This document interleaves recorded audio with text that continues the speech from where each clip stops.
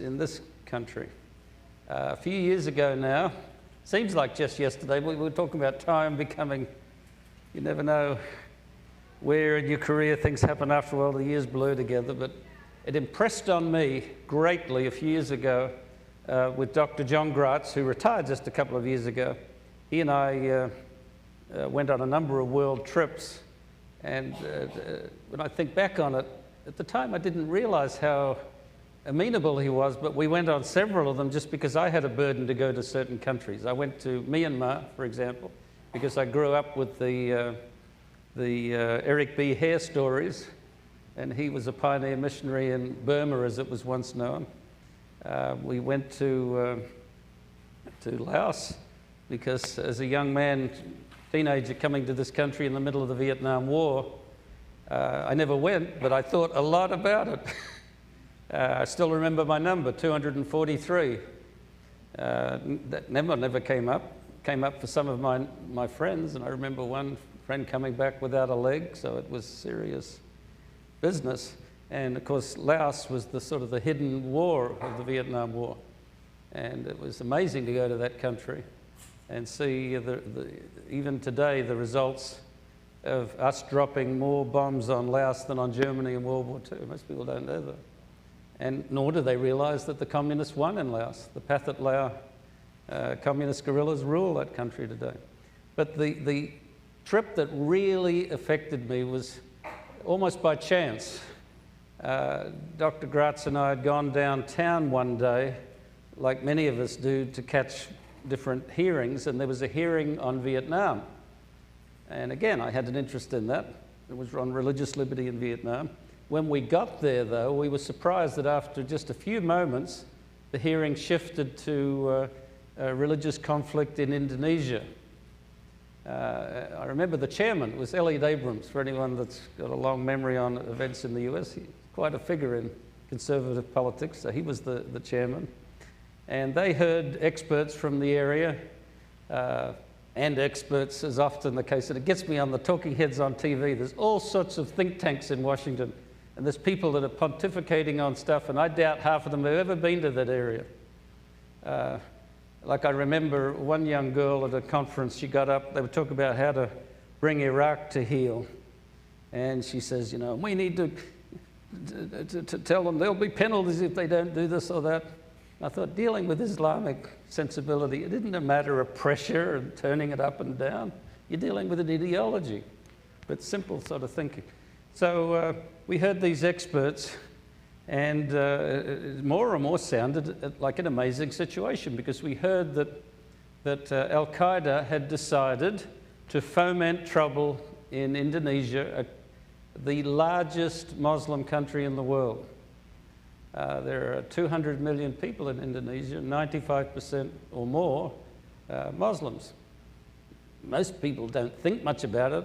I grew up in Australia. Australians sure do, because if you look at the world map, Indonesia is a great swathe of island stretched across the top of Australia. And when I was growing up, 3 times that I can remember, we nearly went to war with Indonesia. When Malaysia was given independence by England, Indonesia sent mobile forces by sea to stop it, and they were beaten on that occasion. On another occasion, they invaded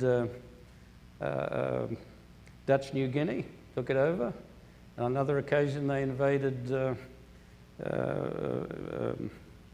I'm trying to remember the country, even though I went there, East Timor.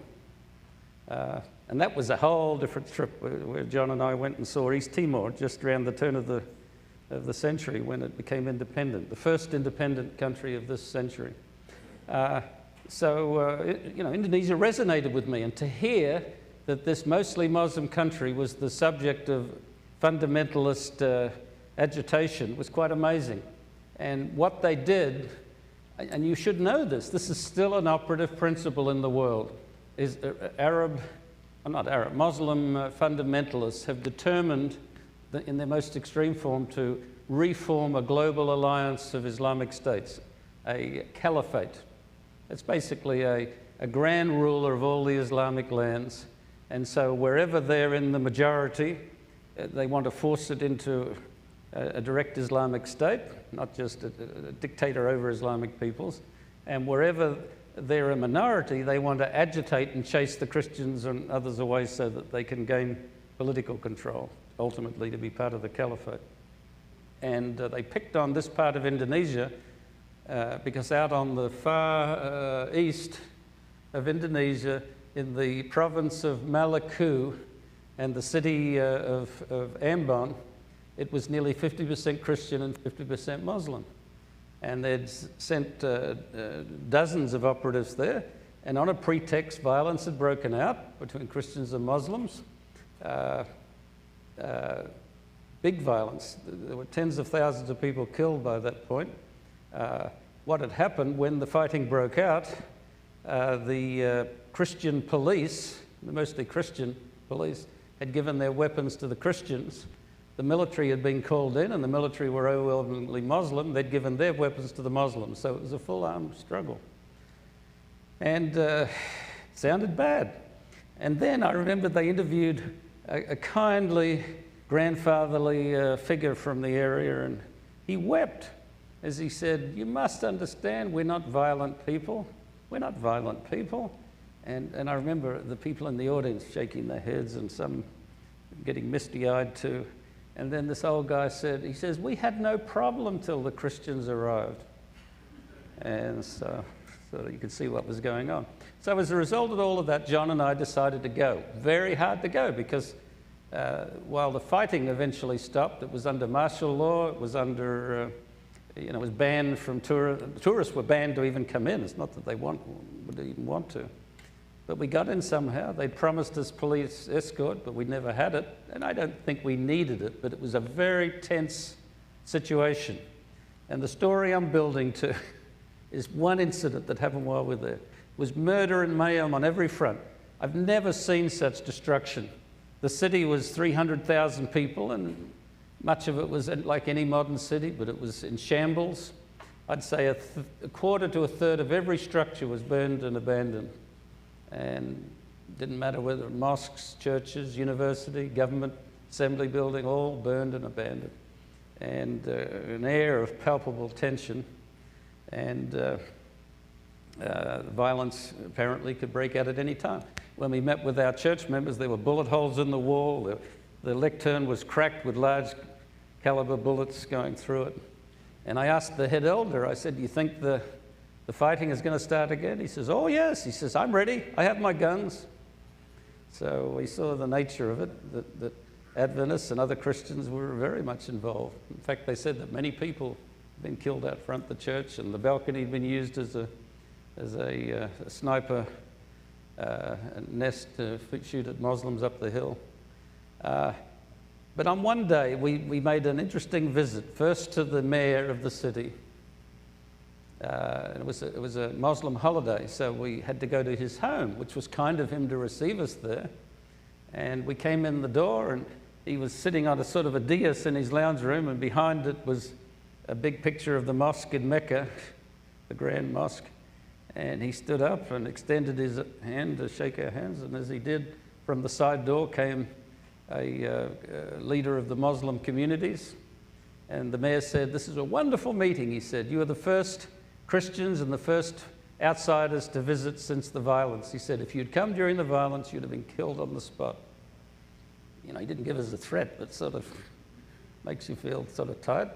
But we had a nice meeting with him, and then we went straight from there to the Minister of Religion for the whole province, Dr. Rosa Delia. And this is what I want to focus on. Nice, natured fellow, very open and urbane and educated and conversant in Christian doctrine, obviously a Muslim. His wife, a medical doctor, served us drinks, which was highly unusual in a Muslim country. You don't see the women. They're kept out back. They wouldn't be allowed to be in the presence of male visitors. So they were open and friendly, and we went with a couple of Adventist teachers that took us there. They were afraid. I remember as we were driving through the streets, the teacher said to me, "I see the jihadis, I see them." And I said, "How do you know?" He says, "Oh, I remember them from the violence. They're there."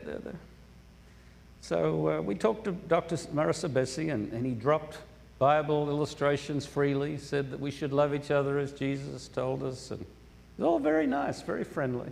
And after about maybe an hour in his home, just socializing and talking generally about issues, Christian and Muslim issues, he then leaned close and he said, I need your advice on dealing with the most pressing problem facing us today. And this is where the plot thickens. Here's a society torn by religious violence. The city of Ambon was about 30 miles from the airport around a beautiful bay, once beautiful bay, it's tropical. And as we'd driven around there, destruction all the way between Christian and Muslim suburbs. The city was something like out of a Humphrey Bogart movie with the spy around every corner. In fact, it was so bad that after one night in this hotel where we were the only guests, our Indonesian Adventist contact pulled us out back to the conference. He was scared. And I've seen him many times since. Oh, I was so scared there. Chaos. And Marissa Bessie, so what would Marissa Bessie be most concerned about in a situation like that? And he started telling us a story, which lucky I knew in Jakarta, the capital. I'd read in the newspaper the story of what he told us. We were there in February of the year, and he said early the year before, a Christian evangelist had arisen, preaching that Jesus was to return in November of that same year.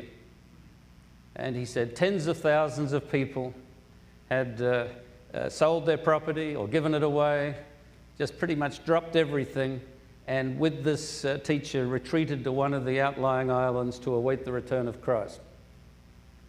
And Marissa Bessie says, and he didn't come, obviously. And he says, and now these people want to come back. They want their property back. The property they sold and all the rest, they want it back. He says, this is the biggest problem facing us today. And when I heard that, I thought, this is eerily similar both to the situation of the Millerites and analogous to what Ellen White says will happen at the end of time, even in this country. Where chaos reigns on every front, natural calamities, social disruptions, and such a group of people can easily be pointed out as the cause of the problem. And he says, what should I do? And Dr. Gratz, still alive, but he's retired, Swiss, very diplomatic, and he told me a number of times when we meet with these, because we met with different government ministers now, he says, you don't tell them what to do, you listen to them. I thought, this is the time, we don't just listen. And I said to this fellow, I said, it seems to me you should be more concerned about reinstating and improving the lifestyle for those Muslims and Christians who have been dislocated and harmed in many ways by this ongoing religious violence than solving the problem caused by people's own foolishness. And he accepted that.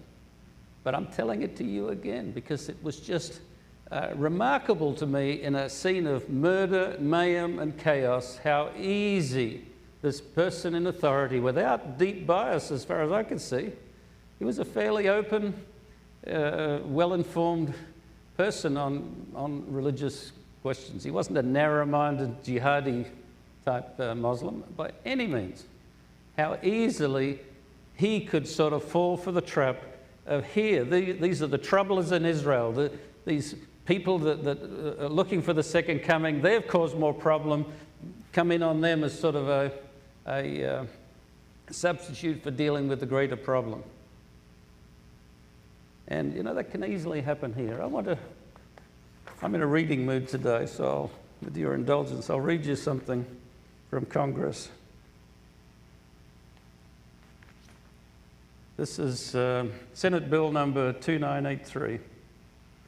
It says, be it enacted. Well, actually, I'll read the heading. It's a bill to secure to the people the enjoyment of the first day of the week, commonly known as the Lord's Day, as a day of rest, and to promote its observance as a day of religious worship. Be it enacted by the Senate and House of Representatives of the United States of America and Congress assembled, that no person or corporation or the agent, service, or employee of any person or corporation shall perform or authorize to be performed any secular work, labour or business to the disturbance of others, works of necessity, mercy and humanity accepted, nor shall any person engage in any play, game or amusement or recreation to the disturbance of others on the first day of the week, commonly known as the Lord's Day, or during any part thereof in any territory, district, vessel or place subject to the exclusive jurisdiction of the United States. Nor shall it be lawful for any person or corporation to receive pay for labour or service performed or rendered in violation of this section. I could read you more, but there's section after section with the same outline. I'm deceiving you a little bit. That was presented in 1888. Yeah. Most people know a little about it in Adventism, but I found that very few people have ever read it. But it goes on and on. It's not mincing any words. It wasn't just to a sort of a national blue law. It makes it very plain. And it's sort of like the Taliban. You're not supposed to play games or amusements or recreation, nothing. And it says it several times. You're supposed to go to church on that day. That's a national Sunday law. And Adventism in 1888 had quite a shock when A.T. Jones and Ellen White and some of the other pioneers noticed that this thing seemed unstoppable. Most of the religious groups in the US were for it. A lot of the civic organizations, including the WCTU, which still exists but is just a shadow of itself, what it was back then, Women's Christian Temperance Union, very, very strong. They were all for it. And Jones made a big noise, gave some testimony to Congress, which was effective, but I don't believe it was defeated just because of the Adventists. There were some other civil rights groups that fought it, but it seemed unstoppable for a while.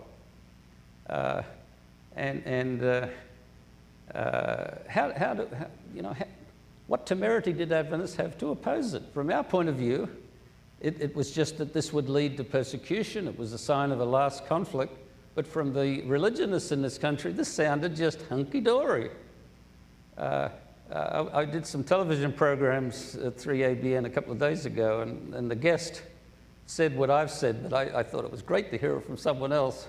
They spoke about the American Taliban. In many ways, the hardcore Christian nation group among the evangelical Protestants really function like a Christian Taliban. They want law to uphold their views of worship on Sunday and their views of public morality to be organized by federal law. They don't see it as a problem. And the appeal is very strong. And I think, more than just having an opinion, I'm certain that as we reach some critical point on conflict within the country, some critical point on these continuing disasters, which are explainable on one level. We know that weather dislocation, I'm hesitating to use global warming because not everyone buys that, but only a fool would say the weather is as normal. And populations are increasing to where millions of people are in harm's way where they were not before. So it's just certain that wildfires, that rogue storms and earthquakes and so on will become an increasing drag on public life and the national economy. And I believe we're rapidly approaching the point where the same view that Marissa Bessie had could spin off. The same inclination that informed this Lord's Day bill will pop up again. You would have to be asleep at the switch not to know that the religious coalition that monolithically seems to support this present administration, which is fine. It's not a constitutional aberration for religious groups to be more impressed by one candidate or another. That's fine. But the melding of the agenda and the expectation of this religious coalition is quite remarkable today. And I'm in a reading mood, but I decided not to read my editorial. I read an editorial recently where a big part of the danger is a model of governance that's come upon the US that we see with this president, but it didn't start with this president. Mostly conservative forces behind the scenes. They've been rephrasing and redescribing the role of the three branches of government in an aggressive way, and in particular they're describing the president's power under the title of the unitary principle of executive power. It gets complex, but I'm telling you, the shorthand way to see it is kingly power. And I believe we're at the point of the dynamic that really set Christianity on the wrong course only a few hundred years after Jesus' ministry with Constantine. Once Constantine came along as a civil ruler, knowing very little about religion. There's very little evidence that Constantine knew much about the weeds, doctrinal weeds of Christianity. It's even disputable the role of this so-called dream at the Battle of Milvian Bridge, where he saw the cross in the sky and he heard a voice that says, "By this sign you will conquer." But even if you allow that, he didn't really know much. But once he threw his weight behind Christianity to make it an accepted and eventually the official religion of the empire, he decided that the church needed to sort itself out, which they did. And thereby lies the whole tale of the Trinitarian disputes and so on. But once that was settled, then the full force of law was behind orthodoxy. And in our day, the Constitution sounds good, looks good, and all that lies behind it seems solid, leading up to a separation of church and state, which you might understand, but most of your fellow religionists spit on. I don't know if you know that. I've been in meetings where they almost choke up with apoplexy when the separation of church and state, no such thing in the Constitution, they say. It isn't. But the First Amendment that describes it was described by Jefferson and others as, he said it directly, it erects a wall of separation between church and state. That's gone now. So when you have religionists not concerned about the Constitution, pushing against power for the state to support, and in fact, as this bill said, even enact decrees that demand compliance to a form of what would be national religiosity.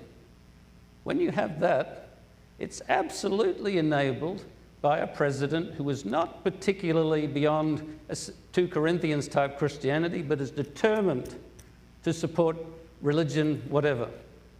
I think it's the most dangerous point in American history for religious liberty to this point. Think about it. And as I wrote in the editorial, if our religious liberty depends upon the smile of the king, that is a dangerous thing, right? Kings frown and smile as kings come and go.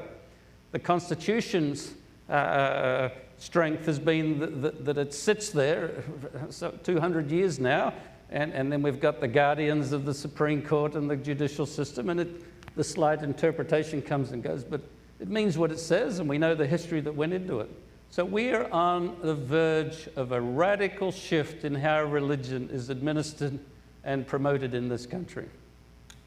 Then as we go into these emergencies, what Ellen White says in Great Controversy, I think will be absolutely borne out. Calamities on every hand, a determination to uphold by law someone's version of Christianity, and if you hold out against that, whatever the problems here, these little people, the people that are claiming the Lord's about to come, they're causing the problem. Food for thought. I just want you to think of that dynamic where we are in this present moment. I can go on, and I don't want to, because maybe there's enough questions here to see us for a while. What's been bothering you? What would be the remedy to this? Well, the remedy is perhaps hard to apply at this point, but I wish more people in the US were sticking with the Constitution. It's not a perfect Constitution, and I had issues when I first started. if for no other reason than that I know the British system and I came from outside. And I've told people in our religious liberty department, they're always acting as though if you clarify the Constitution, it will solve everything, which presumes it's Holy Writ. It's automatically going to put you on the right side of everything. That's probably not true. I mean, anybody that reads the Constitution, and they are a small company, but anyone that reads it knows there are many reminders in the Constitution that it was a product of its time.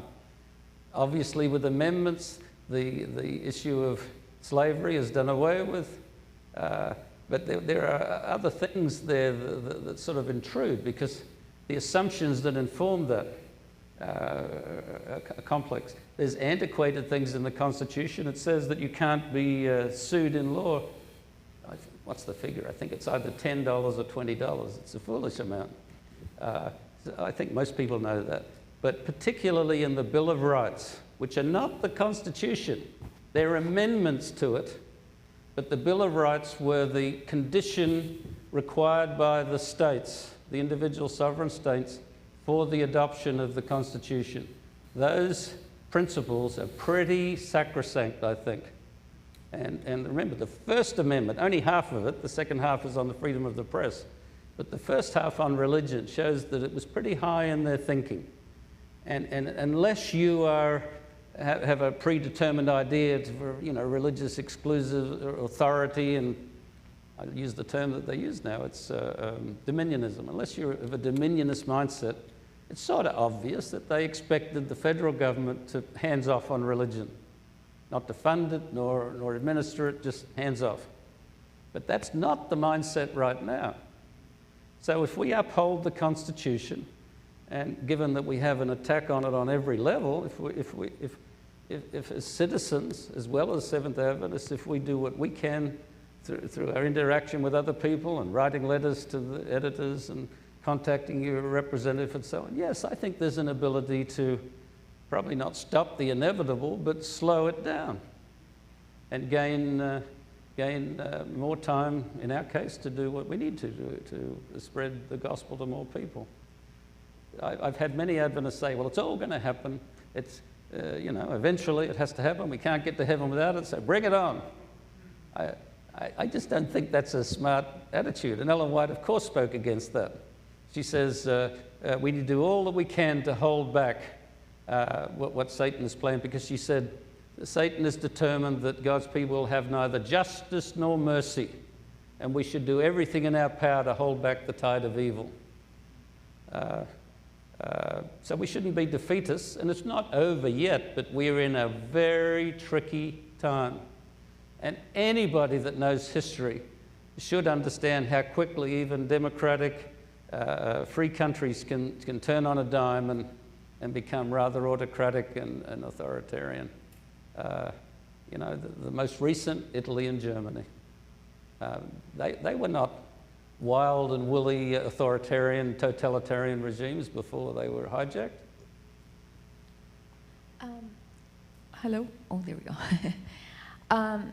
Do you see, wherever you go in the Adventist circles, that there is a little bit of confusion with morality, or the morality that Christianity brings, and like people get confused with supporting that kind of morality for the rest of the world or the rest of the country, instead of thinking what that will mean in the end? Do you find that there's a lot of yeah, of course, that thought in the church? Well, you threw in the church. In the country as a whole, remember the moral majority began, for all intents and purposes, around the 70s, and it was an appeal against Hollywood, the immorality that was sweeping the US and the Western world. It was motivated more and more by the immorality of abortion and the easy attitude toward life that the secular world seemed to be giving. And that gives strength to it. And of course, people with any Christian sensibility, as well as other faiths, Christians are not the only ones that have a moral sensibility. In fact, even non-religious people have a sense of morality. Not all of them, but I mean, it doesn't require a particular faith. And so there's a lot of people in our society that are just troubled to the extreme by where where we seem to be going, and more willing to do extraordinary things to re-moralize our society. But it's a double-edged sword, and people should be careful. It's easy to point at, some people go ballistic anytime you mention Hitler or Germany or whatever. But in reality, it's a good model to look at, because Germany was not dissimilar to the American situation. The Weimar Republic was a democratic republic. It was the most educated populace in Europe. It's true they'd gone through an imperial phase and all the rest, but they were not alien to democratic processes and the rights of the individual. But between the war, as in the US, the generation that survived the Great War started to doubt whether God existed. They started to go for quick thrills because they weren't sure that they'd be around 5-10 years from then. So, wine, women, and song, let's be merry because tomorrow we die. And the flappers here and the Berlin nightlife in Germany was hale and hearty. And the Lutheran believers, usually in the suburbs and out in the country in Germany, were just offended at the moral decline of their country. So when a party came that said that they would sort things out, they would get rid of the immorality, they would close the dens of prostitution, they would deal with the transvestites, the homosexuality, which was rife in Germany at that time. They would get rid of the beggars on the street, and it's not immaterial. Everywhere I travel in the US now, there's people camping under bridges, and I've never seen so many homeless and beggars. I know the president doesn't acknowledge it, but there's something going on.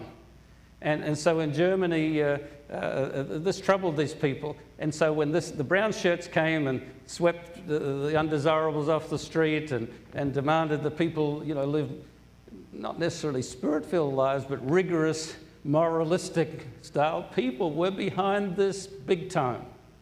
And not to mention, don't just believe me, go and look it up. You'll find that the Nazis early on professed boldly that their principles were based on Christianity and that they were fully to support Christianity. They didn't distance themselves from it.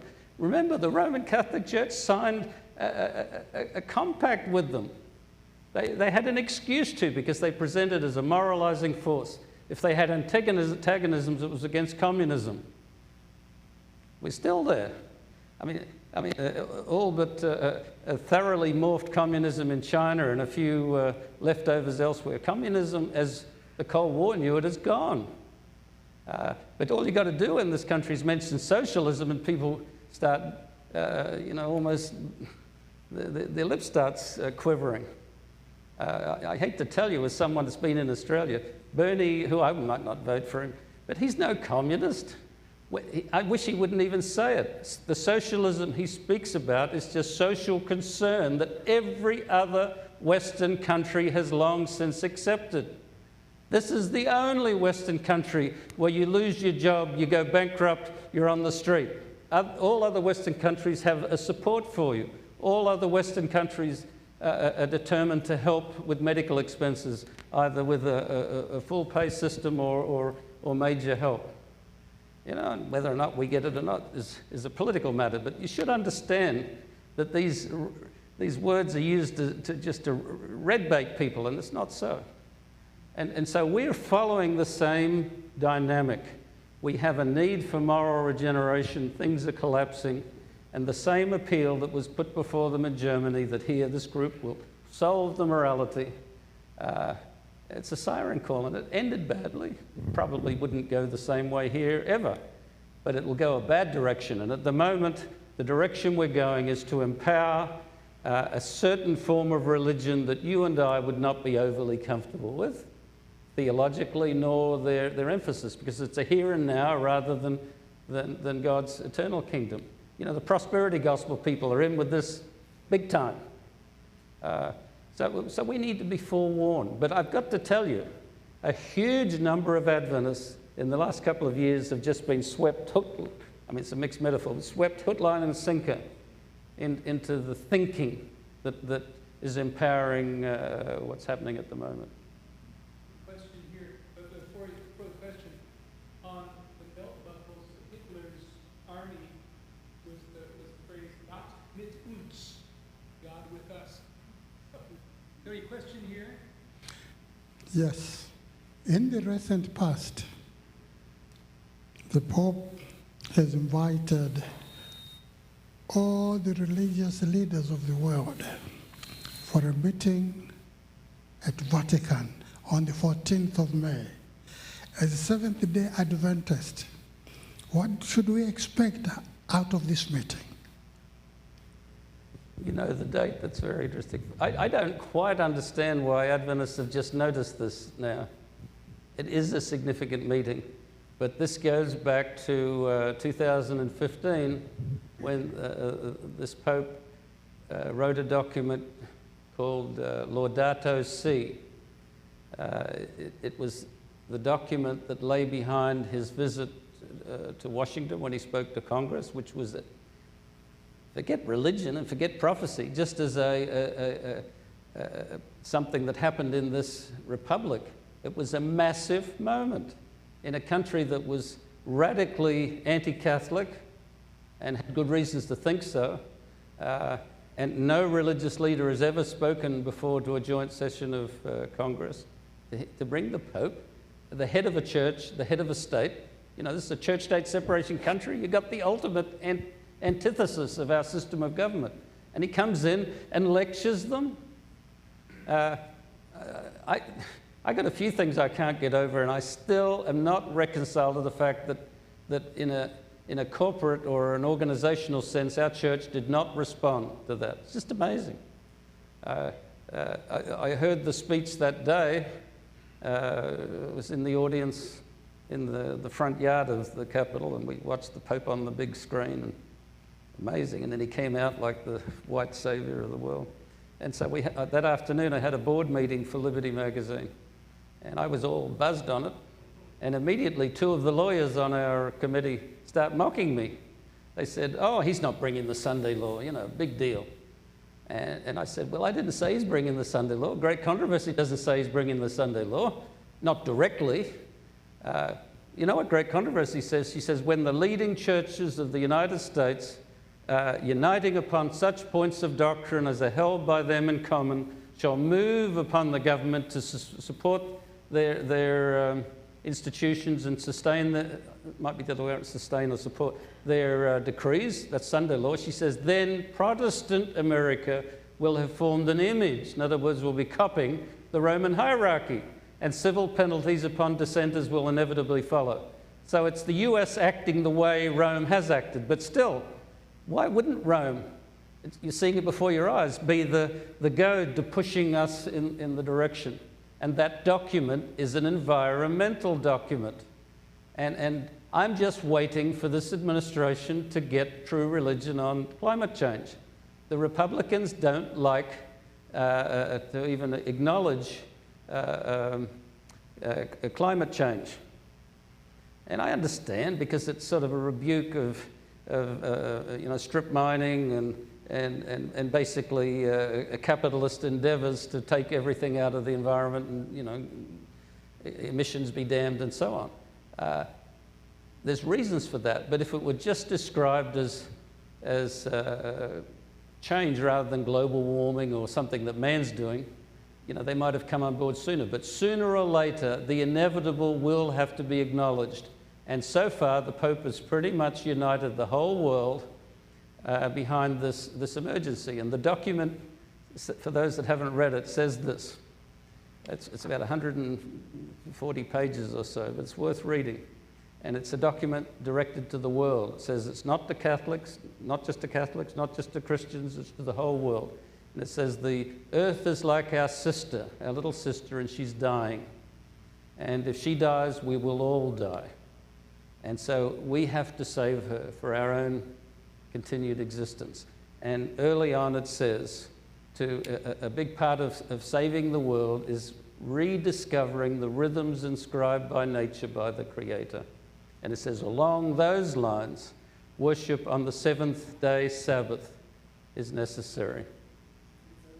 Yes, several times. Yes. And then it quotes the Bible text, and it says not only for man, but for animals. And then it quotes the Bible text that on the Sabbath, the stranger within your gates, the animals, everything has to rest. Then it goes further and even looks at the Jubilee principle of the Sabbath multiplied, a rest for the world. And at the end of the document, it says, as we journey toward the eternal Sabbath. As you would expect, it says, at midpoint, it says, in keeping the Eucharistic Sunday, we fulfill the seventh-day Sabbath requirement. But the Pope has put it down as a matter of human survival and of human necessity to keep the seventh-day Sabbath. And as the situation tightens and the world is reeling from these things, we had better realize this is the issue. I don't know the timeline, but he's picked on. It's very obvious to me the Pope has shown his hand. This is the end-time issue for the papacy.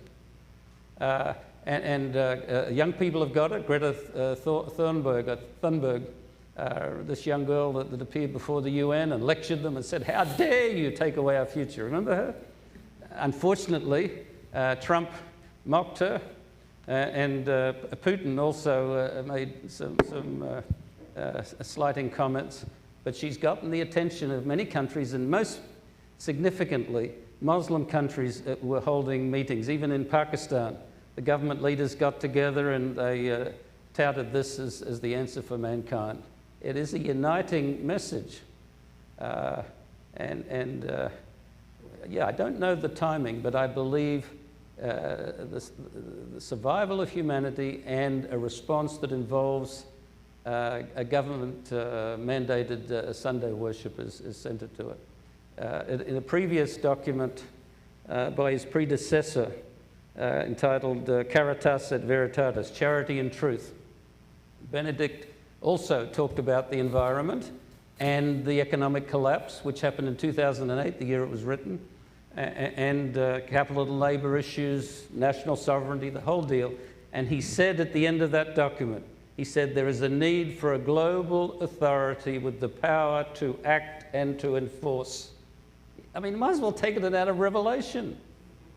We know where they're going now. There's no mystery. And yet the irony is you can't oppose this directly. It's a wonderful thing to rediscover, as we've got it in our first angel's message, the creator of all creation is to be acknowledged. And part of his creation is the seventh-day Sabbath. We have to keep insisting that it's the day of God's choosing, not of our choosing. But we can't just say, oh, you know, it's nonsense. It isn't nonsense. It's incredibly close to the absolute truth.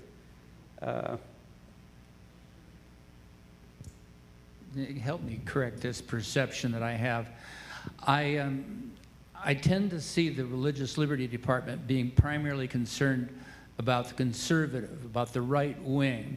But I see the rest of the GC being primarily concerned about the secularism from the liberal, the left side. Help me find that perfect balance within the General Conference itself. Well, if you read Great Controversy, it is the right-wing religious conservatives that bring the trouble. That much is laid out for us. The General Conference, as it's made up of North American people, remember there's a lot of foreigners in the General Conference. I mean, I'm a foreigner of sorts, although I've lived longer in the US than most people have been alive. How many years? About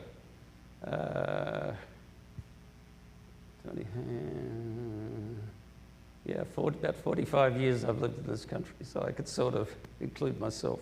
But the GC is not us per se, there's a lot of foreigners. But to the degree that there are Americans at the GC and the NAD, which is now separated, is all Americans. In my view, it almost uniformly has a bias to right-wing thinking. And in some way you've picked up, which is true with the religious liberty people, some of them have got to be in their bonnet against secularism. And on 3ABN, I've even had debates with a few people that the king of the South is secularism. I just don't think so. And it might not prove anything, but I think it's a troubling parallel that Benedict, in his opposing the forces that are harming Christianity, had identified the greatest threat as coming from secularism.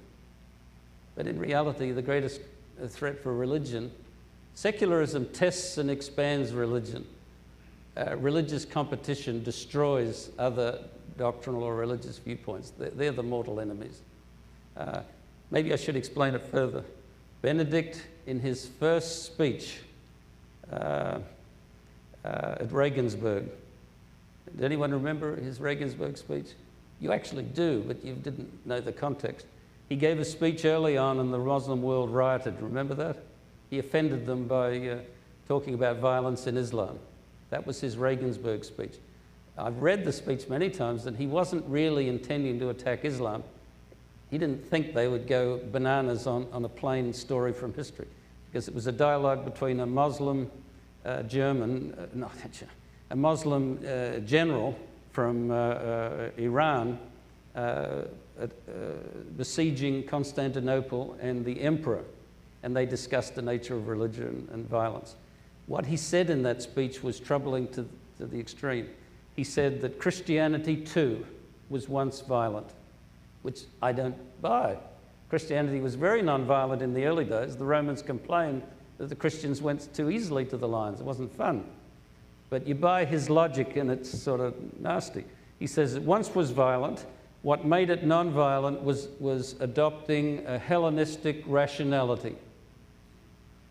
In other words, it became very worldly wise and adopted the principles of the Greco-Roman world, but it adopted Hellenistic rationality. And then the rest of his speech was to give 3 threats to that rational non-violence in Christianity. The last 2 were variations on secularism. The first one was this, and I've memorized it. He says, the reformers, by their insistence on sola scriptura, exposed Christianity again to violence. So he drew a direct line between Islamic fundamentalists who'll kill you without a moment's hesitation in themselves because the Quran says it, and the Protestant reformers who would follow the Bible and the Bible alone to their death even. Very pernicious sort of a logic.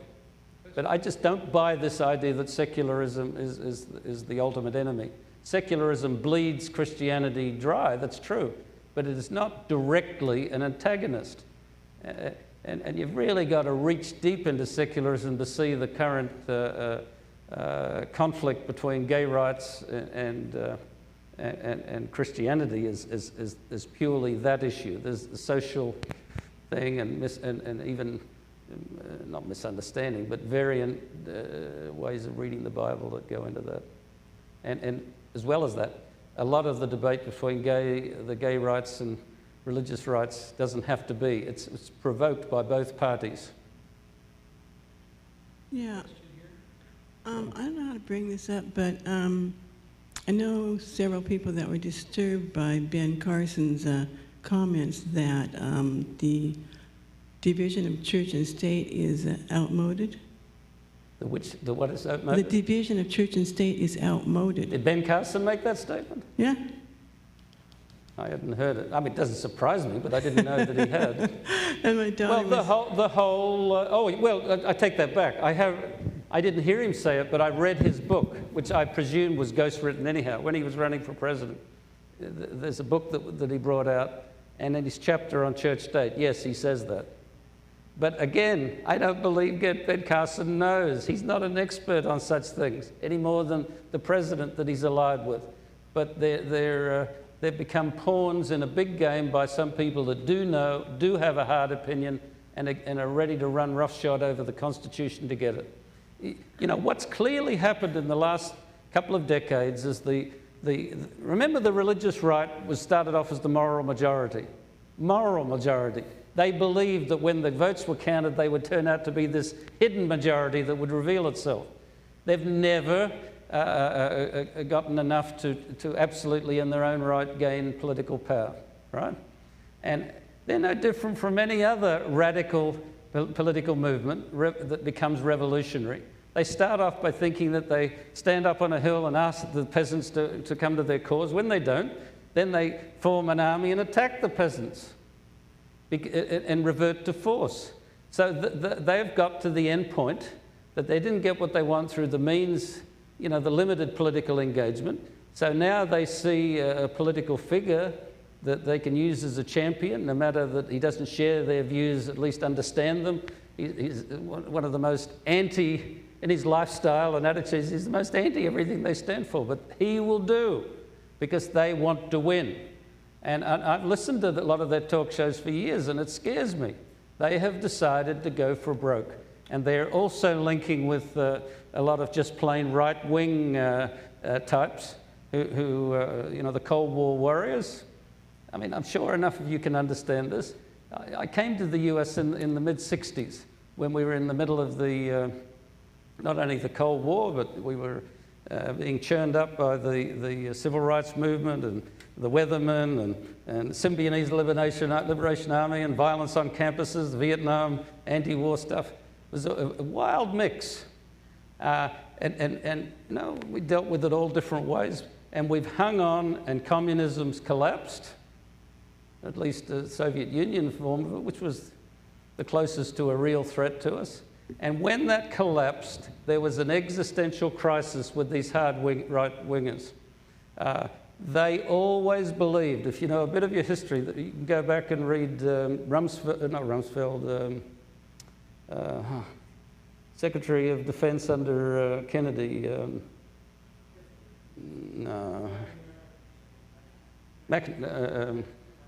McNamara. McNamara, you can go online. He did a wonderful interview in his old age. He said he was shocked when he came into power. The military only had one plan, no variations, one plan. It was 10 nuclear bombs per Russian city. And in the Cuban Missile Crisis, they were salivating, ready to do it. And Curtis LeMay called Kennedy a woman and a sissy and all the rest for not being willing to do it. God has blessed us that we escaped that thinking, I'm telling you. And that continued the idea that they were preparing for the final showdown with Russia. It surprised them when the Soviet Union collapsed. And I do remember it. It's at the end, Shevardnadze said to the Western media, he says, "We are going to deprive you of an enemy," which happened. And a lot of the things that we did in the Cold War, and we're still doing, you need an enemy. You need an antagonist to justify all the things that we're doing. And we're having trouble getting one. And with the collapse of the Soviet Union, I read the papers. These thinkers realized that we had 20, maybe 30 years to sort the world out as we want it before we go into a new Cold War with China. So they have an agenda. And this thing with Iran, with North Korea and all the rest, read it. You can go online, read the plan for a new American century that was written by mostly Republicans, but a few Democrats, the so-called neocons. It's a plan for global subjugation. And so the Christian right, I think in a perverse way, have joined with these right-wing triumphalists to sort of, well, it said, make America great again. That's it in a nutshell. And if it were just a matter of becoming a great country, fine, everyone wants that. But it's a specific agenda that is very problematic for world peace, very problematic for religious liberty. And we are, I'll repeat it again, we're at the moment of greatest peril right now. And as a plain matter of history, think about this if you've never thought about history. It's true, Rome, when it was strong, the legions were marching right, left, and center, and you can say with every other empire and system. But it's really nations and peoples and movements that feel severely threatened and weakened that do the most extraordinary, dangerous, and outlandish things. And we are in that moment. This is, of course, a wonderful, strong country, but it's not as strong as it used to be. The economy is, it's basically a fabrication.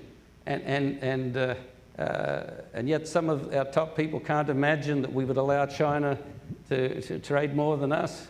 They'll stop the inevitable. So we're at the moment, send the legions out. Send get the cross down from the sky and put it at the head of the legions. It's about to happen. We have a question here. I really forgot the whole question, but I can understand really what's all going on. When I joined this church many years ago, I had I'm sorry. Excuse me. Can you hear me? Yeah. Can you hear me? I studied all what was happening, but not exactly, not how it was going to build it, like history repeats itself. Well, human nature doesn't change. That's what And I knew about the new Sunday law coming around. It's going to be tougher and tougher. And I've studied and I've watched. I don't watch all the TV news because some are slanted towards some of the leaders and some are slanted, whatever, so I stay away from that. But I do keep an open mind. But with my open mind, with the concepts that is presenting to us, I studied this years ago, but in a different way from the Bible and what's happening around human nature and everything. Now, I guess later on, who knows, we're going to have a Sunday law. Boy, I kind of what's going to happen then. Well, that's it. Yeah, I guess it's a commentary, but one thing you reminded me of, and I think it's a fallacy with our religious, if not with our religious liberty department, the way it's presented to Adventists. It's sort of an incrementalist idea on legal change. And we're, of necessity, bouncing back whenever there's a law or a court case that could weaken a certain understanding of religious liberty. And, we're sort of plugging by on it. But it ignores the fact of history that large social changes, the dynamic behind them builds. It's like the pressure in a volcano, it builds. But change, when it comes, is very quick, turns on a dime. And so we're ignoring that dynamic. On the basic level, we're doing all right. And I would be irresponsible if I didn't repeat again what Ted Wilson has even attacked for saying online, that at the moment there is absolutely no Sunday law in Congress. But think back on it. Before September 11, was there any Patriot Act before Congress? And it came like that, right? Days after. Although I do remember Senator Leahy, who's head of the Judiciary Committee, he said to the Attorney General, he said, "Tell me why we should give this to you." He says it's nothing but a grab bag of what the far right have wanted for decades. And more ominously, when it was approved, he gave an interview on the steps of Congress. And he said to the media, he says, "It's called the Patriot Act. I voted against it. Where does that leave me?" We were already in a dynamic, and more so now, to take certain positions as easily cast as anti-patriotic, seditious against, this president doesn't hesitate. If you oppose him, you're the enemy. But even more dangerous, closer to hand, I've repeated it many times, and it was an aberrant sort of a moment, but I saw it on TV. Jerry Falwell, before he died, was on TV with Reverend Al Sharpton, and I forget the commentator, but they were both guests, and they were brought on to discuss abortion, which they shared a view on. But while they were talking, Sharpton got off onto justice for people in the inner city and so on. And Falwell got very aggravated that he'd gone off message, and he turned to him, and I swear there was no prelude. This is exactly what he told him. He said, "If you think that," he said, "you are not a Christian, you are not an American, you are a terrorist sympathizer." And it's almost a caricature argument, but at the time I laughed a bit, but I see now that that's got some legs to treat people like that. And I listen to a lot of the talk radio, and they talk about, it's both parties, but I must admit, I hear it more often from right wing, but the Democrats do it a bit too. They'll accuse the other side of being anti-American, traitorous, and enabling the terrorists. That's bad talk. And I wrote in Liberty a few years ago, I said the difference between the right-wing hate radio and the hate radio that preceded the genocide in Iraq, I've forgotten the country, genocide in Rwanda. I said it's one of degree, not of kind. And I used to work on bricklaying crews all during college and even in high school. And I know the attitude of the unthinking, generally, blue-collar type workers, beer swilling and all the rest. They hear this stuff, they get the message, it's simple. Enemy, go for them. And almost on command, in the right situation, you'll find them, you know, up and down your street. As I remember after 9/11, they were up and down the street with flags stuck in the square pegs at the back of the pickup, wild-eyed, looking for trouble. And the neighborhood I live in is an inordinate amount of mostly Pakistani doctors. And man, it was amazing. They had the flags out on their houses pronto. Fear. Yeah. It's not a good environment. So things are being polarized. And the Bible speaks about it. It's a time of extremism. People, you know, polarization. And the Bible finally says he was righteous, be righteous still, filthy, stay filthy. Yes, thank you, Elder Steed, so much for being here today. I have a couple questions for you. The first is, as we've been instructed to do our utmost to restrain this tide, to give us a few more precious moments to work for the Lord, given your ability to hear what's going on in all these different places in government and also around the world, and the different meetings that take place politically and among the influencers, what would you recommend to us as sisters and brothers in Christ about how do we go about contributing towards a positive influence to prevent this from happening? I put some of it in the video. You need to pray.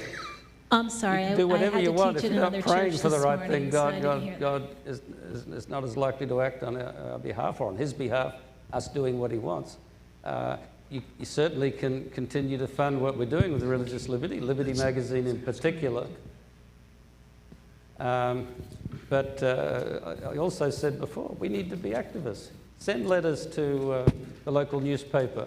You'd be surprised how much attention legislators and others pay to just a few people complaining. I remember James Standish, who was our legislative liaison a few years ago, was pushing for, I think it was when we were trying to get through the Workplace Religious Freedom Act, which never went through. Our church put a lot of effort into it. And so he'd encouraged Adventists to email the legislators. And he went down Washington to, I forget who it was, but the senator or the congressman that was most involved. And in the office there, they said, oh, we've been inundated with comments from different people. And he asked further. They had 20. And I can tell you the same with you. I'm editing Liberty Magazine. I don't get a lot of people, you know, hate mail from a lot of people, or even a massive amount of positive. You know, on a given issue, I never added it up, but I might get a dozen or two good comments, right? But if I get 4 or 5 people attacking me on something, I pay good attention to that because I have to figure that you could extrapolate that. There's a huge silent group they represent. So you have an influence on these things, I think, way out of proportion to, you know, the fact you just one or a church full of people. Yeah, I've read different figures over the years, and I don't know, but that could be. Yeah. This morning you said that we must witness. You said we must witness, how the upper room, after they left the upper room, that they couldn't be stopped. Those disciples could not be stopped. Right. Now I want to know, what do you think would be the best way for us to get in that system? Get in the upper room. I'm not being facetious. Okay, so that's the idea, get it. But yeah, that's what I was trying to say this morning. Those guys, it was a bit more than 12. There was the 50 at least at the same time, but no more than a couple of hundred people, and the leadership was the 11. and they added to the Small 12. little church. Within a lifetime, they got to the known world. There's plenty of evidence of the disciples' influence through to England and through to India. What tack should we take? What would be the best witness for this little corner of the globe? Well, I gave a different sermon today, but I've become convinced that A.T. Jones was onto something in his day when he and Ellen White were convinced that the Sunday law was about to pass. So he gets up at the General Conference and preached for revival. What we need now is a revival. And without the revival, it doesn't make much sense anyhow. If Adventism is just an organization, we're not saved by an organization, but we're protecting faith and we're protecting truth. So if we have those things, then we've got something to share and something to take with us in tilting against this prevailing evil. And to me, it's unthinkable that we could go quietly into the dark. And also, there's a dynamic that I truly believe, and I can give evidence from Ellen White. She said, no time prophecy after 1844. We're not staring down the barrel at an inevitability or at a certainty of any particular point. Just like Jonah with Nineveh. This country could be pulled back from the brink. The prophecy's plain enough that at some point. But I believe it's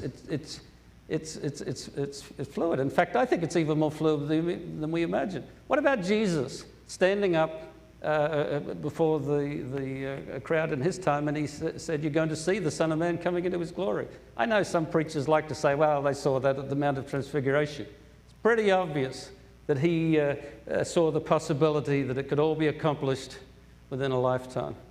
In fact, C.S. Lewis, who I'm not that keen on, raised an interesting point. He said he'd rather believe in a God who didn't know than a God who was wrong. And Jesus didn't know. He wasn't, as he said to Mary, I haven't yet ascended to the Father. He was not all-knowing, but he understood the dynamic. It was possible. Obviously, he knows the end from the beginning now, as the Father always has. And I've got to be careful getting into the Trinity. Someone will jump on me. Yeah. So in the 80s, when they started the moral majority, I was warning people about I think it was the 70s, wasn't it? Yeah, what's it was his the name? 70s. Pat Robertson. It was in the 70s, you're right. Although it even goes I think it was probably a bit more than Pat Robertson. Who really started it was Schaefer. Yes. Frankie Schaefer. The other day I got his son on our radio program, and he's sort of gone the other way, but he can tell the inside story on it. But ironically, his son really got me started. I remember when I was in Australia, I read his book, A Time for Anger, speaking about abortion and the whole moral meltdown, and he said, now's the time for Christians to just move. Well, but he had too many rides in the jet with these fat cat evangelists and their cynicism and so on, and he bailed. So the moral majority went from that to pushing the local and all the types of elections possible, and then they get the administration in that pushes for judges that will be more toward the radical right, so that when the time comes in any particular situation, our religious liberty rights will be threatened. Well, right? That's the way we would express it, but the way they were saying it, they're trying to game the system so that its default setting is their viewpoint. And they're not trying to be deceptive about it. They don't have enough confidence in the future dynamic or what's the word, demographics of this country that it will go their way. They want to plug the cannons so it won't fire in the future. I really believe this is their they see it as the last-ditch effort to save America from itself. And that viewpoint is the same that lies behind all counter-revolutionary systems. It's quite, well, it is revolutionary in its execution. They're not, I mean, I don't know your sensibility. You have every right to believe one way or the other, and I hope, I talk nothing but politics when I'm talking about these things, but our church, and I hope we're not partisan.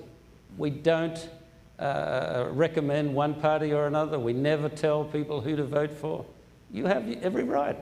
But we can describe a situation for what it is. I mean, you can't be willfully ignorant of what's going on now. And there's a huge battle for the soul of the US. And both the Republican Party and the Democratic Party aren't even what they used to be 30 years ago. Plus, if you know anything about this country, the framers of the Constitution, almost to a man, were scared witless at the idea of political parties. This is proving what they feared. The partisan rivalry has the potential to destroy at least the type of government they were setting up. Where's the mic? Oh. Yes. No, you don't. Sorry, you don't have them. Yes, thank you. Thank you. A question this way. There is few millions of us people who grew up in socialism. I come from former Czechoslovakia. Millions immigrated from socialistic country to this constitutional republic, nation under God. And I don't see Americans emigrating to socialism. I wish Camilo Avila is here. I wish few other brethren who experience on our skin what socialism is, who have known brothers and sisters in prison who disappeared, no one ever knew why. Are you sure socialism is the way we as a country would want to go? And one more question, you say radical right, but no, hate and impeachment is on the radical left, didn't you notice? Well, I speak what we experience on our skin. That's personal testimony. Marian has background in Ukraine, if I may say so. Okay, are you sure? Well, I agree with you, except that the terms don't mean what they used to. Yeah, you were in Yugoslavia, you're under, Czechoslovakia. That was under Soviet-style socialism.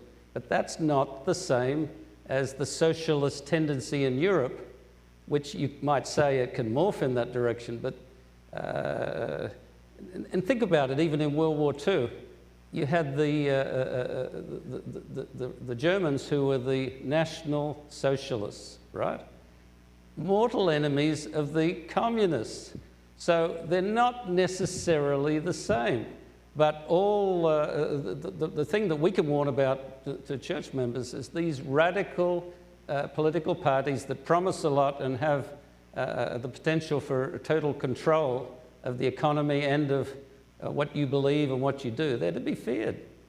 And yes, of course, left-wing has been dangerous, but I'm taking a lot of my cue from Ellen White. It's very plain from Great Controversy. It is right-wing religionists that caused the final conflict here.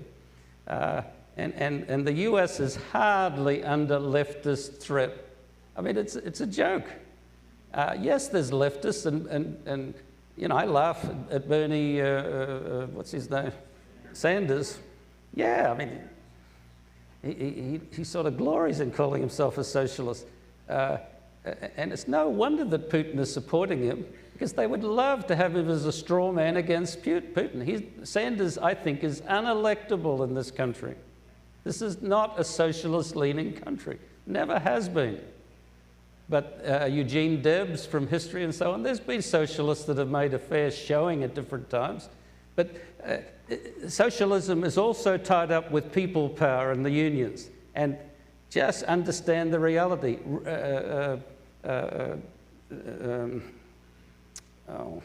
I'm getting tired, I forget names.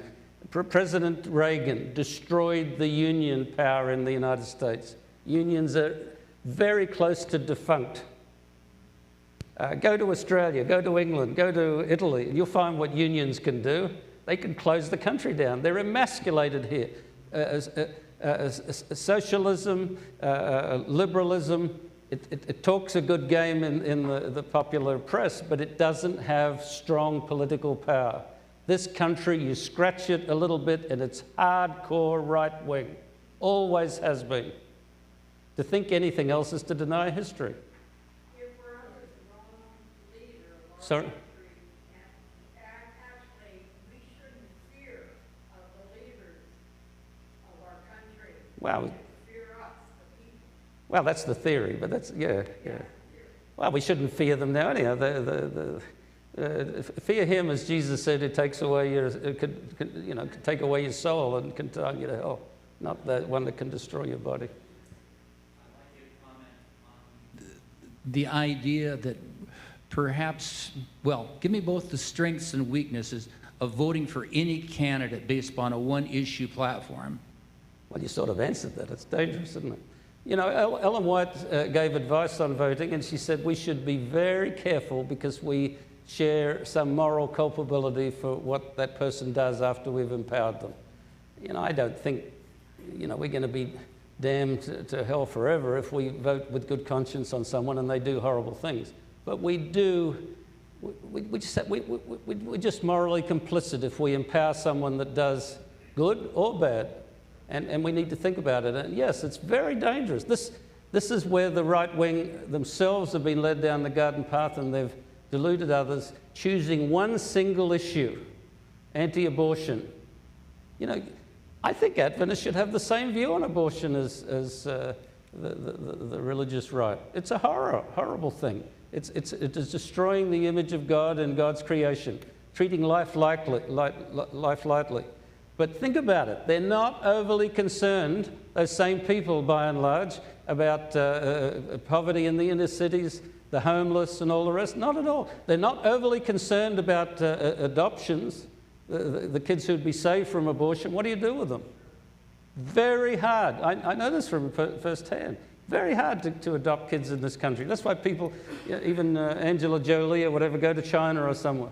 You can't hardly adopt in this country. They could facilitate that. They're one-noters by and large. And as we've seen with this current administration, they're willing to overlook any number of gross social sins if someone supports this one thing. That's very dangerous. And yet, wouldn't Seventh-day Adventists have the same reaction if we got a Sunday issue flag raised? Well, on that issue, we would have to react on it. But yeah, you reminded me, I remember when Dr. I am getting tired of forgetting that. Dr. Ben Carson was running for president. Adventists were not all of them, but a lot of them were fired up. And I said to one group, I said, what do you want from him? Do you want him to act toward Adventists as you feared that John F. Kennedy would act toward Roman Catholics? If he were president and he stayed to the Constitution, you know, you could be comfortable that a person that shares your moral insights and religious commitments there, but he shouldn't be party to pushing laws that give extra treatment to Adventists. So you really got to think the nature of the government. I want to go back and just tell you something without a question on it that's relevant because it keeps coming up. It's the shadow behind. The religious right, which is a monolithic statement, and they don't all fit quite within it, but it certainly would include Falwell's Sons, Liberty University, and similar groups.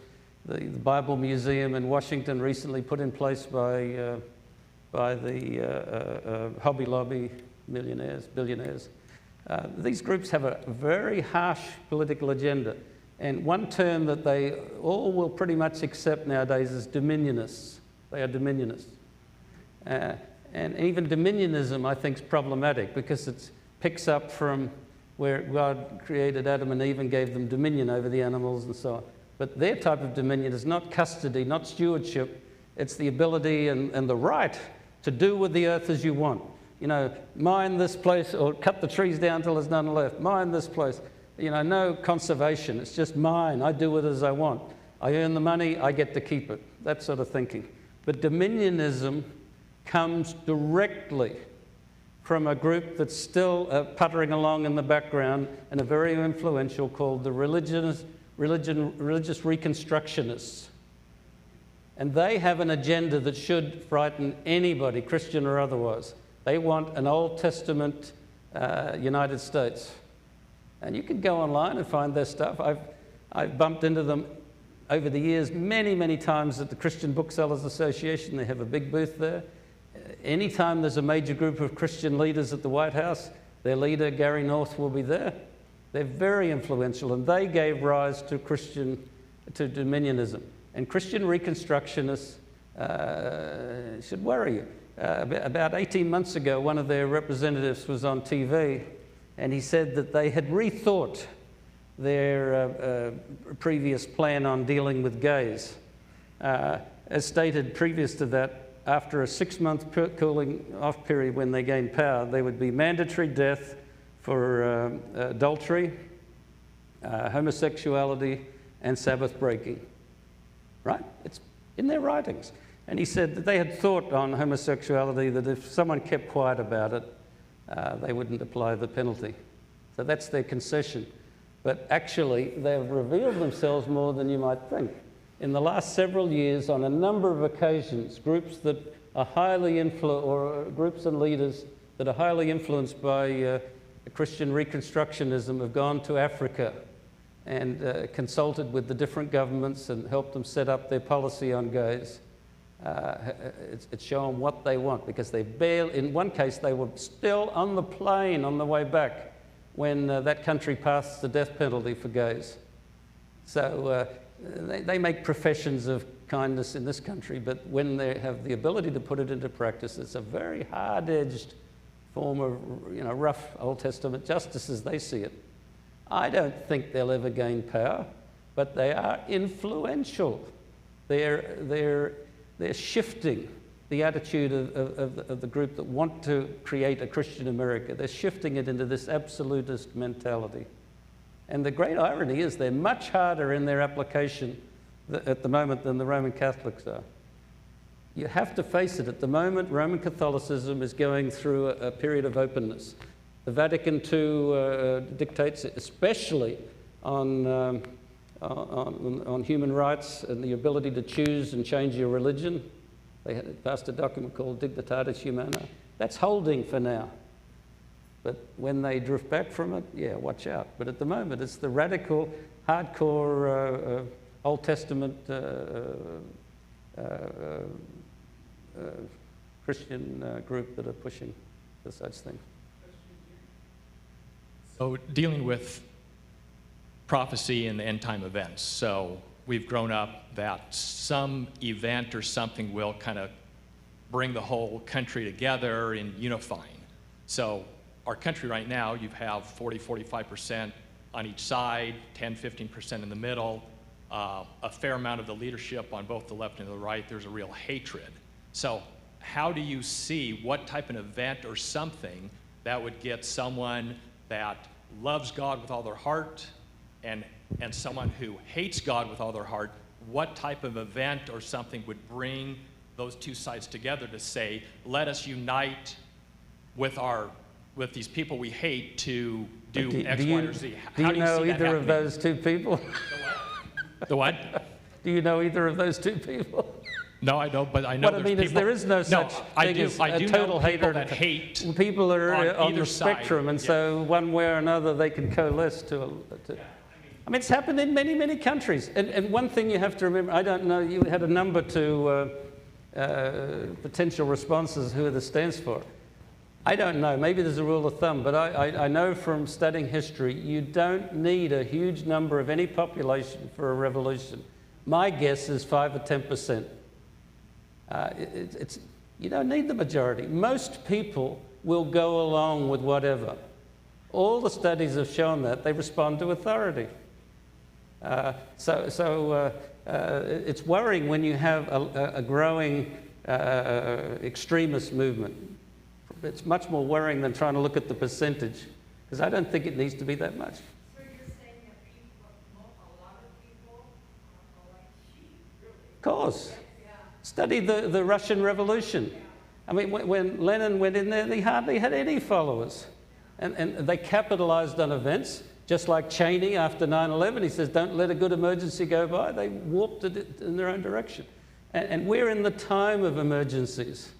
None of us know what happens tomorrow, but just look in the last couple of years, extraordinary things have happened. And then if you throw in people with a mischievous intent, the way I see it, we are here by the providence of God.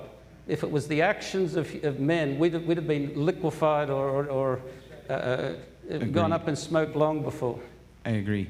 I'm going through my life right now, a transformation. I've been lucky enough to go through it. And during this time, I've gone and got a new career going. And during this process, I've had rigorous testing, rigorous reprogramming attempted, mixed messages every direction.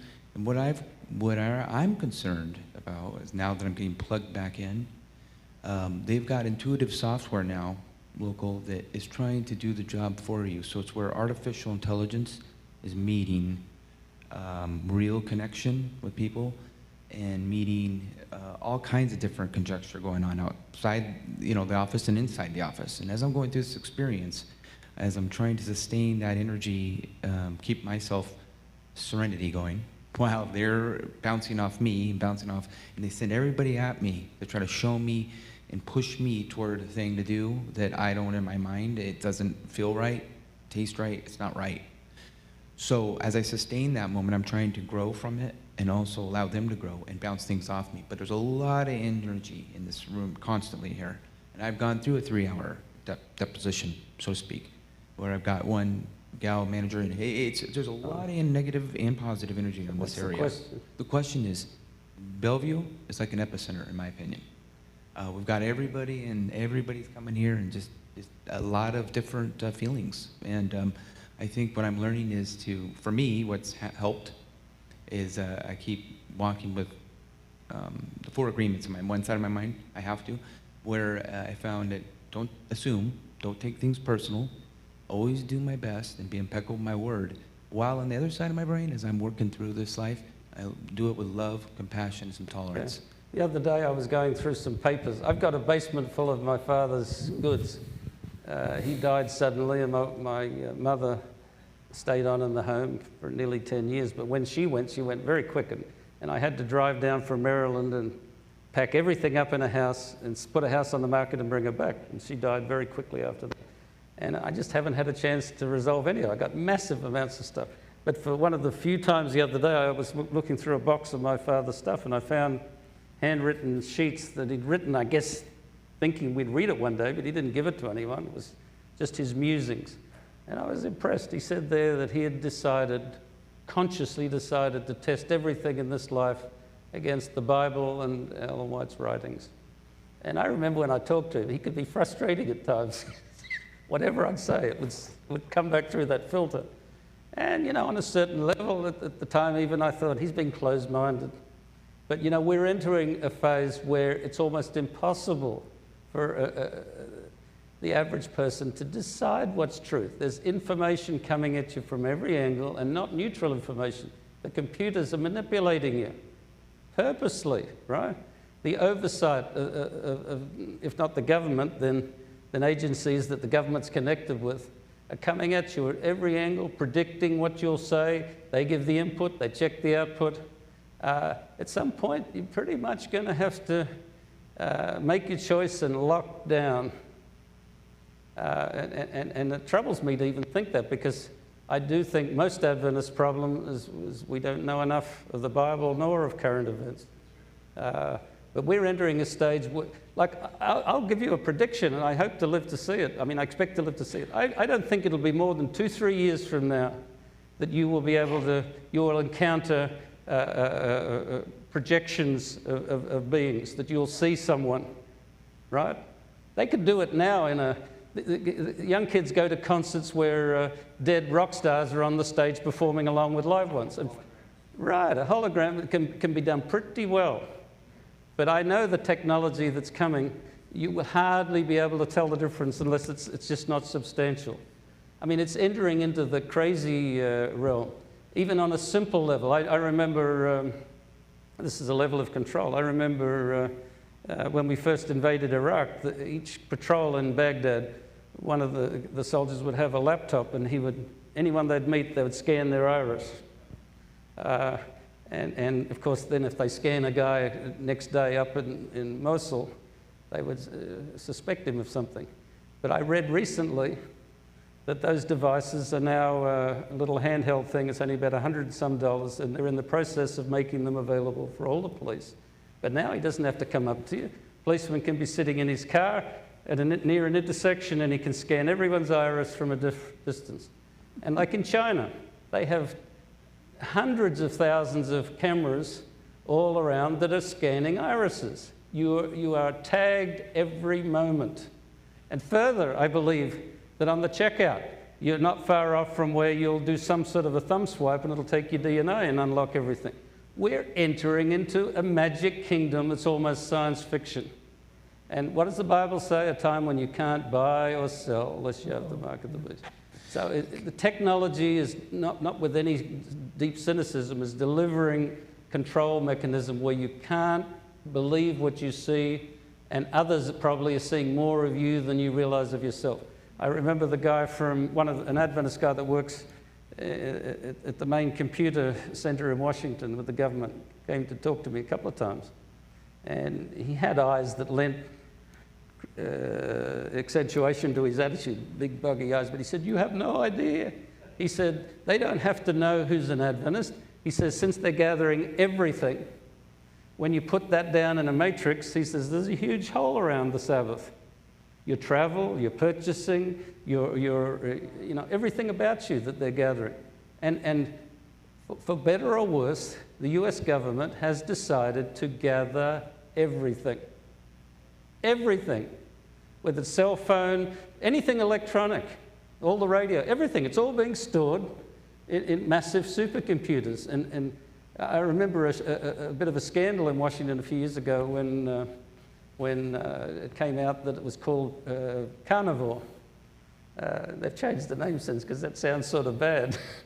But their idea is to run everything. And it even, I'll tell you the science fiction level it got under the Bush administration. The Congress got very upset. I listened to a lot of hearings. They found out that out of the White House, they were selling terrorism futures, making money on people investing on when the next terrorism incident would take place. And they had esoteric theories that the market could tell you when the event was going to take place. And they shut that down like that. But that's an outgrowth of these wild, I was going to say fanciful, but not maybe, but wild and manipulative information gathering schemes that are on. And I don't think we can escape it. You know, now and then you hear about, and even I've seen on occasion people that wear tinfoil hats, because there's also weaponry that can disrupt your brain patterns. We're just really entering into science fiction, and I don't think we were meant to go this far. I think God intended to close it up before now. Can I just... But it says that perilous times are coming. That's right. And our defense is to be centered on Christ. Our defense is to be a little bit knowledgeable. We can't be willfully ignorant. But on certain things, on the truth, close your mind. Don't be swayed. You know what the Bible says? You know, swayed like the wind. You can't let outside people just swing you and manipulate you, because they will do it. You know, Joseph Goebbels with the Nazis, that was the beginning of the modern era of double-guessing human thought processes and treating you like an object. And don't think that's faded. They've got it to a high art now. I had a quick comment. I grew up in the era when the transistor finally came in. But 2 days ago, last night, I was scared. I found myself frightened again. Here's why I found myself frightened. This morning I did Children's Corner, and I had a picture of a deer up there. And Shelley found some of those photos, and she wanted to find a photo that she had taken on her camera that had a deer. So she typed in DEER, and the machinery hunted through her photos and picked the deers out. We had not typed in, oh, this is a deer. I mean, that brought me to a new level. You should have a talk with the teenagers. They understand all of this. Yeah. Anyway, that's... Every picture you take has a GPS marker. It knows where it's taken. I mean, that's wonderful. Technology is wonderful. It's neutral. But when it's... yeah, when bad people take advantage, it gives a mechanism for control. And a few decades ago, Adventists were perplexed by when was the time to get out of the cities, where could we hide? I don't believe there's a hiding place now. The evidence, the advice Ellen White gave is good. Get out of the city, because that's where all trouble happens in times of dislocation. But beyond that, trust in the Lord. I remember I had one woman call me, some evangelist on 3ABN had told her to sell her house and move to the country. She was a retired lady. And I said, have you ever lived in the country before? Well, no. And I said, well, you sell your house and move there now. This will be your time of trouble. I mean, it's just not advisable to do something sort of crazy and extreme like that. But we've got to do common things to get ourselves out of the line of fire. But my burden, really, I don't know all the answers, hardly. But in dealing with religious liberty, I am positive we're at a flashpoint of sorts. And a big part of the answer is the need for revival within the church, because it comes down to each of us. And I think that will itself sort of present a new direction for us. But at the moment, we hardly count. We've got nothing to brag about. The thing we're always bragging about is the least thing we should, institutions and hospitals here, da-da-da. They're not bad things, but that's hardly a justification for a remnant group. And our perception seems to be fading. It's very problematic to me how uniformly and blindly a critical mass of Adventists seem to be buying a certain viewpoint now. And it's not for me to say that it's absolutely a wrong viewpoint, but I think when people give themselves over so quickly and uncritically, that's very dangerous. And particularly in view of what Ellen White told us. We know the dynamic. It's a moral revival, a sense to save America, but done the wrong way. And I've often said the religious right are not wrong. They are mostly good people. They've just chosen the wrong way to go about it. They've chosen to focus on a legal solution rather than a spiritual solution. And if they really accepted the right thing, we could create, in our day, what happened in the First and the Second Great Awakenings in the United States. Incredible things came out of both of them. The First War of Independence, you could put a lot of it back to the First Great Awakening, and our church was just part of the arrival of the Advent and the Millerite movement. That was just a part of a huge groundswell of spirituality in the U.S., and very good things came from it, even if some of them have funny doctrine. It salted America with Christian sensibility. And I believe, looking back on my youth, I changed on some things, and I think the Jesus movement of the late 60s, I think that was a stirring in the mulberry leaves myself, where young people were open. It sort of didn't work itself out as much as it could have. But we could have the same thing in our time. But what's happening now with the religious right is not heading that way.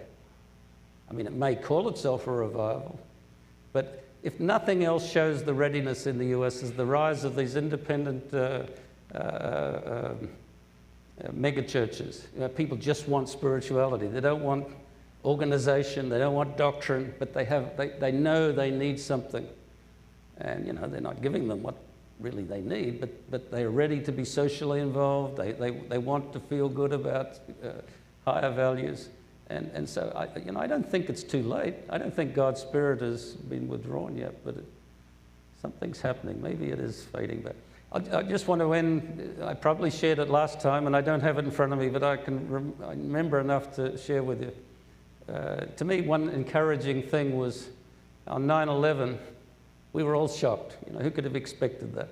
I remember I was in my room and Cliff Goldstein, now that I've moved in AD, I don't see him as much, but he used to come to my office every day until a few years ago. And he comes bouncing in and he says, turn your TV on. He says, a plane has hit one of the buildings in New York. So I turned it on and it was on the rest of the day. And we saw the second one. So when he told me the first, we thought it was an accident. And then we saw the second one hit. And I remember telling him, I said, it's not going to fall. I said, these buildings are built to withstand it. And I remembered seeing newsreel footage of a 4-engine bomber hitting the Empire State in World War II. Big disaster, but the building was they didn't even for a moment think that would fall over. And that's one of the big unanswered questions right alongside Kennedy's assassination. Why did those buildings fall? And we all need to investigate that in our own way. But that same day I mentioned to Clifford Goldstein, I said, I read something in Ellen White that strikes me as describing this. And I said, the reason I remember it is I discovered an error in Ellen White's writing. So I told him that. He says, you better go and tell the white estate. So I go back down to them and quizzed them, and they said, oh, no, that's the way it's written. I said, but it can't be. It's clearly an error, either of wording or as part of a sentence was missing. So a few weeks later, they came to me and they said, well, you're right. They went and looked at Ellen White's handwritten journals, and she had written the words I thought, because she said, I pretty much memorized it. She said in the night, she woke, and she was in a place not in her home. She didn't know where she was. And most people have picked up on a quote she has where she said she was in New York, which is similar, but she was talking about New York and the fires there that had burned some buildings. But in this thing, it's only in manuscript releases, she said, I woke up, didn't know where I was, wasn't in my home, and she said she looked outside and she saw, she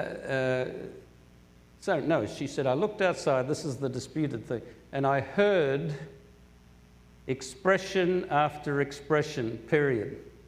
That's just not a sentence. That's why I knew that it was not kosher. What she really wrote was, I heard explosion after explosion.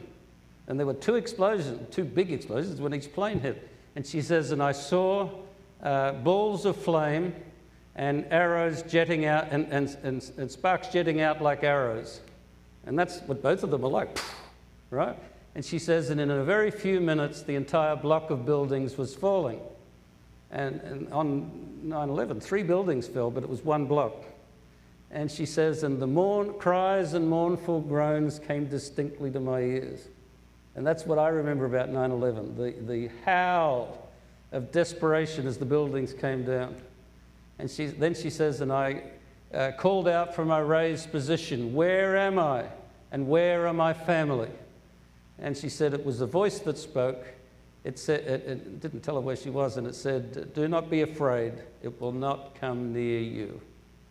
And I really think that's what we need to keep in mind in a general promissory nature. Obviously, we're not removed from cause and effect. And we're not like the Lord's Army soldiers in Africa on drugs. They thought the bullets couldn't go through them. We're not that exempt.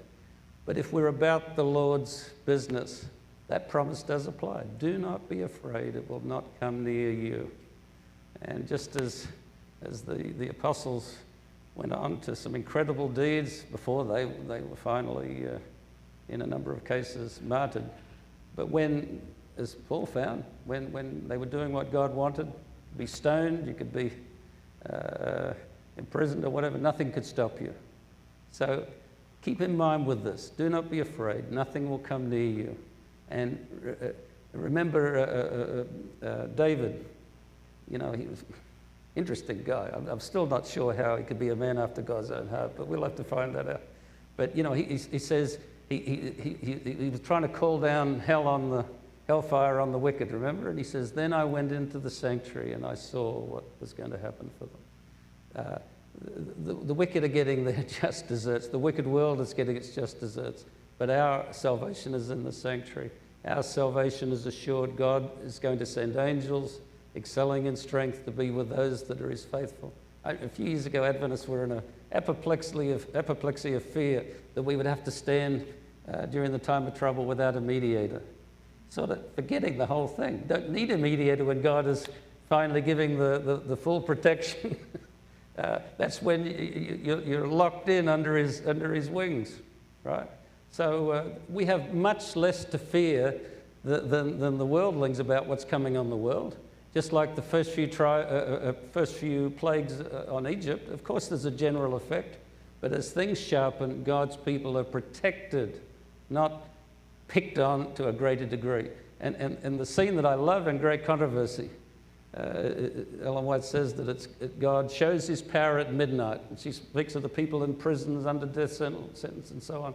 And she says the chains fall off and they hear the voice of God saying the day and the hour of his appearing.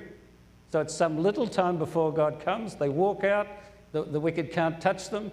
So when Christ comes, they know. And I've grown up with this idea, he might come next moment. We're not going to be surprised when Christ appears. We will already know the exact moment. But we don't know, the full times and the seasons per se. look at prophecy, but as we get closer, more and more God has to reveal to us his purposes, and we see signs of his protection. So again, to what I've heard at different meetings, an elderly man in a front seat once, it was a few miles south at a church in the state. I remember him saying to me, "Tell us when we should be afraid." I said, "Never." I mean, I get frightened sometimes, I'm sure you do, but as far as a principle, we shouldn't work ourselves into a lather of fear and apprehension over this. This is a time for sober thinking and a re-examination of what we're about and what we're willing and able to do on the Lord's behalf. So in that regard, I think the whole religious liberty and end-time events and so on, it's exciting. That's what my father always said when I called him up with stuff. He only had that one reply. He would say, "Isn't it exciting? The Lord's about to come." And I don't know the day, but it's closer than we first believed. And I cannot imagine easily it going too many more decades. The pace of all of these forces is building. And you know, in all my lifetimes in the Cold War, we've had so many close shaves from nuclear annihilation. The only answer I can see is the Lord is held back. Otherwise, we'd have destroyed ourselves. I read, and I'm sorry for talking so long, but I read a very interesting book I've got in my library called The Doomsday Men. It's the story of scientists and warmongers through the ages and the different weapons that they've come up with. And invariably, at the different times, they always thought it was the weapon to end all weapon, the unthinkable weapon, and in every case, the weapon was used to its maximum before it was over. So to live under the nuclear cloud and imagine that humankind will not use it is just naive. I mean, it doesn't prove anything, but it's a little bit jarring that President Trump, a number of times this has been quoted to wondering aloud to the military why he can't use nuclear weapons. So the mystique is gone. And there's a number of times, but just the other day I was reading again about General Douglas MacArthur, a hero of sorts, but he left in ignominy because losing the Korean War, which was still under the cloud of, lucky he got stopped because he was about to, on his own say-so, drop 60 nuclear bombs on China. You think the world would be the same today if that had happened? 60 bombs? Even by then, those bombs were not Hiroshima and Nagasaki size. So we have to pray that the Lord will come, as it says, and destroy those that destroy the earth. And we're sort of back to the Pope's message, aren't we? And beware of false saviors and false solutions. It all comes from knowing God's purposes and being faithful to him. Well, thank you for the chance to share with you. And keep in mind the opening video. Please support liberty in a practical way. We're not in trouble. We're not fading greatly at all. There's been a drop lately. The church did a horrible thing inadvertently a few years ago in the Haiti emergency. They gave away the Liberty Offering Day. I mean, they didn't give it away, but they gave that day to the Haiti offering. And we stepped down, and we've not quite pulled up after that. But of all the magazines, Liberty is well supported. But man, I'd love to send out, or for us to send out twice as many. I know there are about 300,000 lawyers in this country. They all should get it. Not with me, but all you need to do is go to, the pastor may have the pack we send out, libertymagazine.org. It will have the fill-out form and so on. We actually had a religious liberty offering a few weeks back on the Apple Day. So You took the offering? the offering because it was an offering today. Yeah. I have no idea what happens here, and I'm not having a shot at your pastor, but I can tell you one thing you should pray for. That's the designated offering day. If on that day all offerings came to us, we would be twice as well off. More and more, most churches only pass it on if it's in an envelope. But yet it's supposed to, everything taken up on that day is supposed to go through. But that's not, the loose offering is supposed to, because that's why it's on the offering calendar. So, but that's a whole different story. Our organization is not, it's not what people are attacking it for. It's never been papal or arbitrary. what it really was a system that existed and was maintained on the good graces of a lot of dedicated Adventist workers.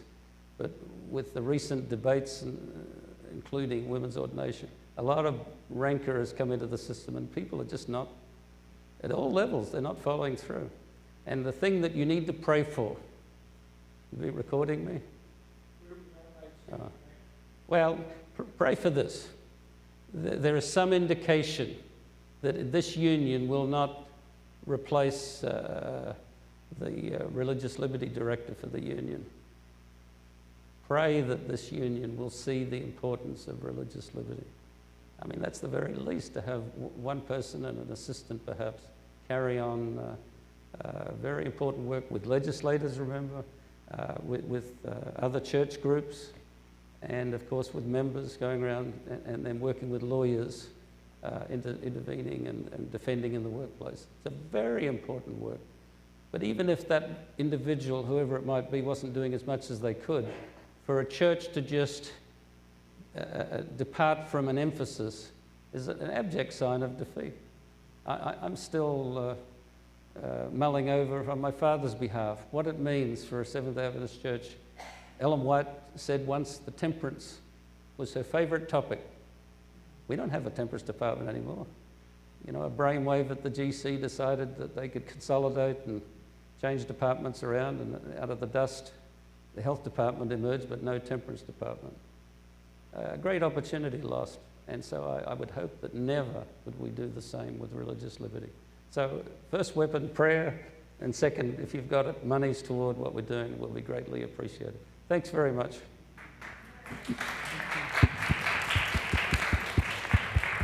Thank you, Elder Steed. We, religiousliberty.org, is that right? Religiousliberty.org? Liberty Magazine. Oh, sorry, libertymagazine.org. Libertymagazine.org. Please do that. Thank you so much.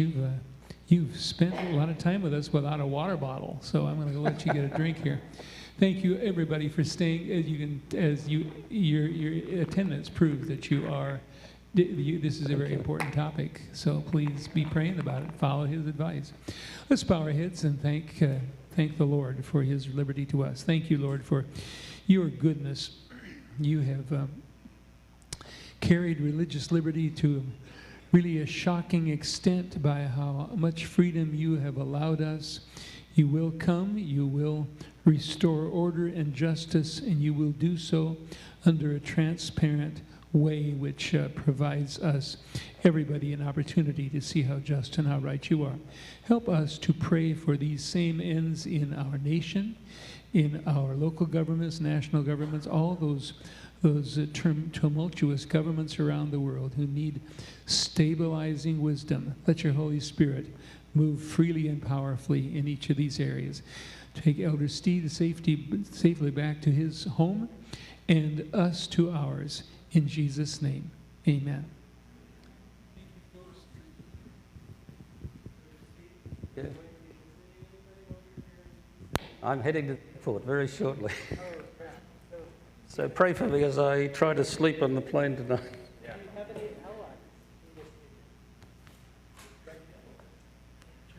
Well, he's